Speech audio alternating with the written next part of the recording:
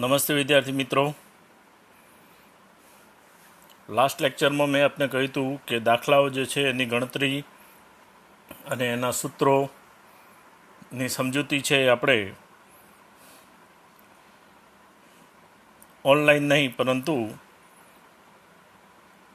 Video lecture द्वारा भणीशुं, जेमां વધુ સમય આપણે આપવાનો છે ઇલેક્ટ્રોન રચના આધારિત અને આ કેલ્ક્યુલેશન બેઝ ઉપર છે એટલે જરાક આપણે સાથે ને સાથે દાખલા લઈ લઈએ જેથી દાખલા માટેનો સમય એ બચી શકે। તો 10 મિનિટ કે 15 મિનિટના શોર્ટ વિડીયો છે એ બનાવીને આપને મોકલું છું, રિફર કરી લેજો। એની સાથે સ્ક્રીનશોટ પણ મોકલું છું અને જો ડિફિકલ્ટી જેવું લાગે તો સ્ક્રીનશોટ પાડીને આપ મને મોકલી શકો છો। હવે અહીંયા જે આપણો પ્રશ્ન છે એ ટેક્સ્ટબુકની અંદર 6 નંબરનો પ્રશ્ન છે। એ છે ઇલેક્ટ્રોનની તરંગ સંખ્યા ગણો કે જેને ભેગા કરવાથી 1 ગ્રામ વજન થાય। હવે ઇલેક્ટ્રોનની સંખ્યા ગણવાની છે, સાથે સાથે બીજો પ્રશ્ન આપણને પૂછ્યો છે કે 1 મોલ ઇલેક્ટ્રોનના ભાર અને દર ગણો, એટલે એક મોલ ઇલેક્ટ્રોનનું વજન કેટલું થાય અને એનો ભાર એટલે કે એનો વીજભાર, ભાર જે છે એ કોના સંદર્ભમાં છે? વીજભારના સંદર્ભમાં છે મિત્રો। તો સૌથી પહેલાં આ બે માહિતી છે એ આપણને ટેક્સ્ટબુકમાં આપેલી છે। આ બે માહિતી વિશે થોડું કન્ફ્યુઝન થાય તમને।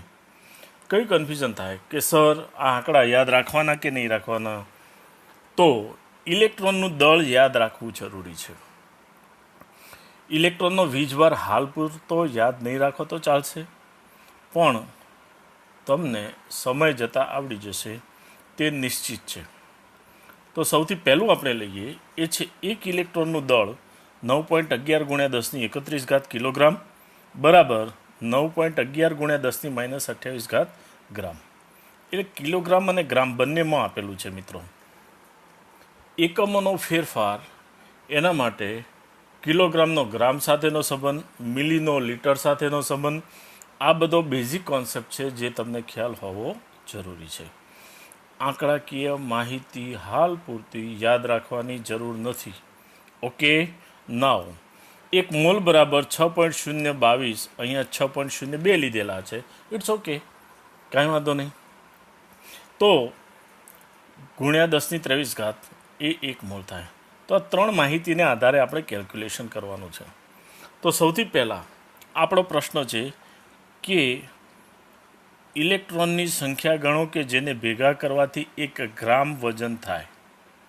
પહેલો પ્રશ્ન। તો ઇલેક્ટ્રોનનું દળ આપણને આપેલું છે। ઇલેક્ટ્રોનનું દળ કેટલું છે? 9.11 × 10⁻31 ગ્રામ કિલોગ્રામ તો 9.11 × 10⁻31 ગ્રામ બરાબર 1 ઇલેક્ટ્રોન। તો 1 ગ્રામ બરાબર 0.001 કિલોગ્રામ બરાબર કેટલા? તો સાવ સિમ્પલ કેલ્ક્યુલેશન થઈ ગયું અને એ મૂલ્ય આપણને મળે છે એ છે 1.0978 × 27 ઇલેક્ટ્રોન। તો આટલા ઇલેક્ટ્રોનનું દળ જે છે એ 1 ગ્રામ જેટલું વજન થાય। 10⁻27 ઇલેક્ટ્રોન મિત્રો કલ્પના કરી લેજો એના દળ અને સંખ્યા આધારિત, માત્ર કલ્પના કરવાની છે આપણે। સેકન્ડ પોઈન્ટ, બીજો પ્રશ્ન આપણો છે કે 1 મોલ ઇલેક્ટ્રોનનું દળ ગણો, ભાર અને દળ બને ગણો। તો પહેલાં ભાર લઈ લઈએ છીએ। તો ઇલેક્ટ્રોનનો વીજભાર આપણને આપેલો છે, કેટલો છે? 1.602 ×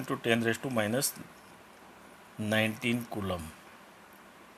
1 મોલ બરાબર 6.022 × 10⁻23, તો આ બંનેનો ગુણાકાર કરી દીધો તો સાવ સિમ્પલ થઈ ગયો 96470 બરાબર 9.647 × 10⁻4 કુલમ।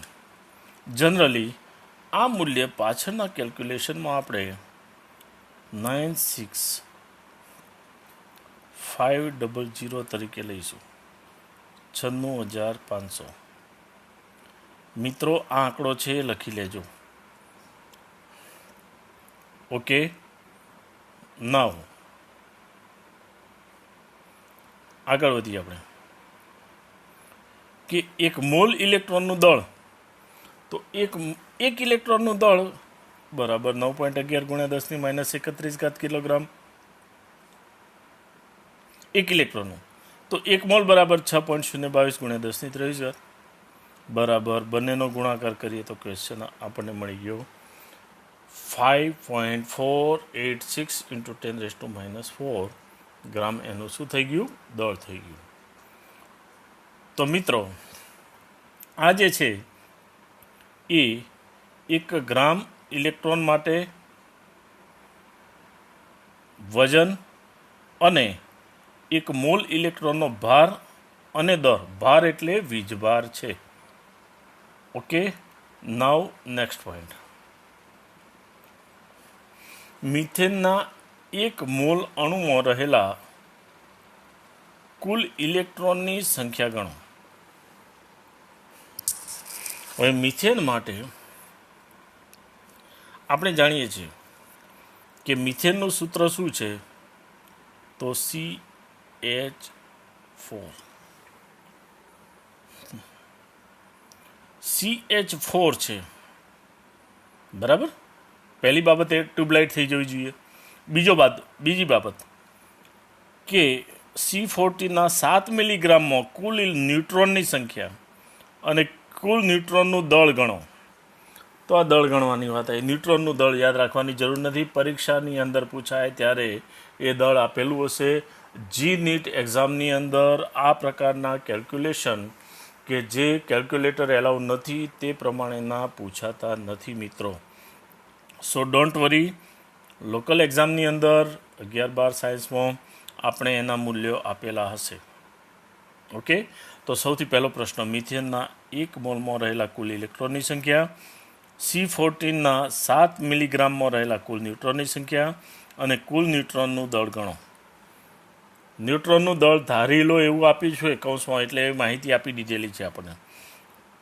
STPએ 34 મિલીગ્રામ NH3ના કુલ પ્રોટોનની સંખ્યા અને કુલ પ્રોટોનનું દળ ગણો. તો અહીંયા સૌથી પહેલો મુદ્દો આપણે લઈએ છીએ એ છે કે મિથેન એટલે કે CH4.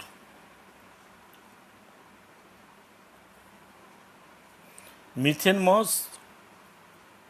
1 કાર્બન 4 હાઇડ્રોજન છે, તેથી કાર્બનનો પરમાણુ ક્રમાંક 6, હાઇડ્રોજન 4 છે એટલે 4, એટલે કુલ કેટલા ઇલેક્ટ્રોન થયા? 10 ઇલેક્ટ્રોન થયા. હવે મિથેનના અણુમાં 10 ઇલેક્ટ્રોન, ધેરફોર 1 મોલ બરાબર 6.022 ગુણ્યા 10⁻23. એમાં કેટલા ઇલેક્ટ્રોન હશે? તો પહેલો જવાબ આપણને મળી ગયો 10 વડે આપણે માત્ર શું કર્યું? ગુણી કાઢ્યું.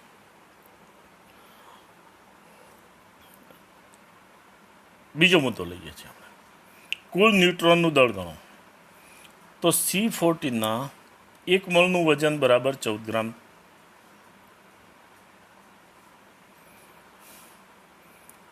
બરાબર 6.022 ગુણ્યા 10⁻23 પરમાણુ થયા. હવે આપણે 7 મિલીગ્રામ માટે આપણને પ્રશ્ન પૂછેલો છે, તો 7 મિલીગ્રામને શેમાં ફેરવવા પડશે? આપણે ગ્રામમાં ફેરવવા પડશે. તો ગ્રામમાં ફેરવી દીધા તો એનું દળ થયું 7 ગુણ્યા 10⁻³ ભાગ્યા એનું પરમાણુ દળ. તો મિથેન જે છે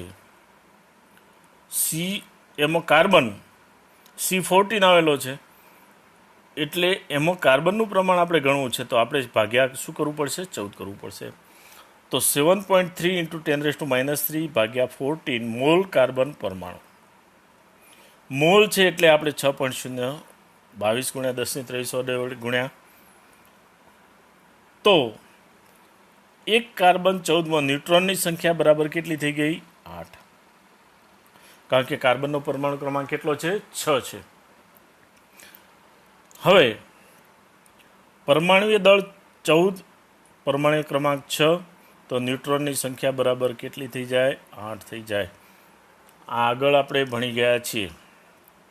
તો ન્યુટ્રોનની સંખ્યા ભાગ્યા એનું પરમાણુય દળ બરાબર આપણને ગણતરી કરતાં મળશે કુલ ન્યુટ્રોનની સંખ્યા. 2 વાર રિફર કરજો મિત્રો. જરૂરી ન્યુટ્રોનનું દળ, ઇલેક્ટ્રોનનો વીજભાર અને બીજી માહિતી તમને પરીક્ષામાં આપેલી હશે. સો don't worry about this. Okay.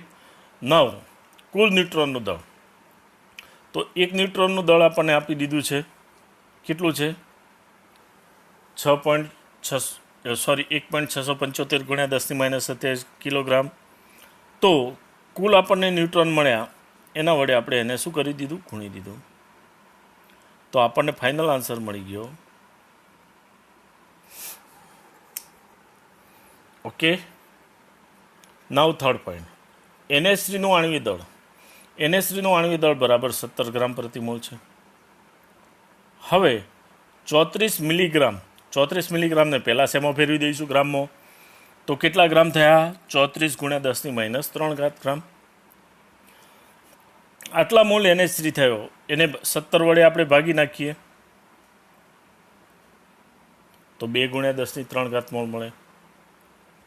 બરાબર છે. અહીંયા મોલ શબ્દ ખોટો છે, ત્યાં શું આવી જશે? ગ્રામ આવી જશે. તો આપણને મોલ મળી ગયા. હવે આ મોલ જે છે એમાં પ્રોટોનની સંખ્યા ગણવાય છે. તો નાઇટ્રોજનનો પરમાણુ ક્રમાંક 7 છે, એટલે એમાં પ્રોટોન કેટલા થયા? 7. હાઇડ્રોજન 3 છે, તો હાઇડ્રોજનમાં પ્રોટોનની સંખ્યા એ 3 થઈ ગણાશે. એટલે કુલ 10 પ્રોટોન પ્રતિ NH3 અણુ છે. NH3માં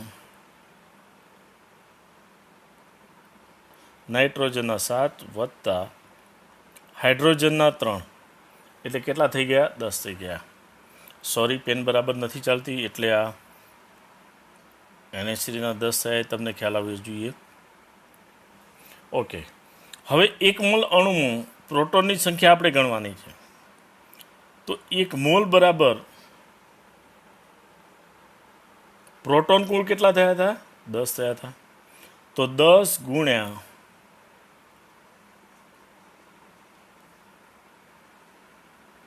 6.022 ગુણ્યા 10⁻23 બરાબર મળે આપણને 6.022 ગુણ્યા 10⁻24. 10 વડે ગુણાકાર કરી દીધું. કુલ પ્રોટોનની સંખ્યા આપણે ગણીએ છીએ તો 2 ગુણ્યા 10⁻³ મોલ NH3 થયો. તો 2 ગુણ્યા 10⁻³ મોલ NH3માં પ્રોટોનની સંખ્યા, તો આપણને પ્રોટોનની સંખ્યા મળી 6.022 ગુણ્યા 10⁻24. એને પ્રોટોન વડે ગુણી નાખ્યા તો મોલ વડે ગુણી નાખ્યા તો બંનેનો ગુણાકાર છે આપણને મળી ગયો. ત્રીજું લઈએ આપણે, તો બીની અંદર 1 મોલ પ્રોટોનનું દળ. મિત્રો 2 મિનિટ માટે જરાક યાદ રાખી લેજો કે એક પ્રોટોનનું દળ 1.672 છે. તો 1.200 ગુણ્યા 10⁻22 પ્રોટોનનું દળ કેટલું થાય? તો એ ફાઇનલ આન્સર આપણને મળી ગયો. આમાં તાપમાન બદલવામાં આવે તો કોઈ અસર થશે નહીં, કારણ કે તાપમાન સાથે આની કોઈ અસર જોવા મળતી નથી અથવા ફેરફાર થતો નથી. તાપમાન બદલવાથી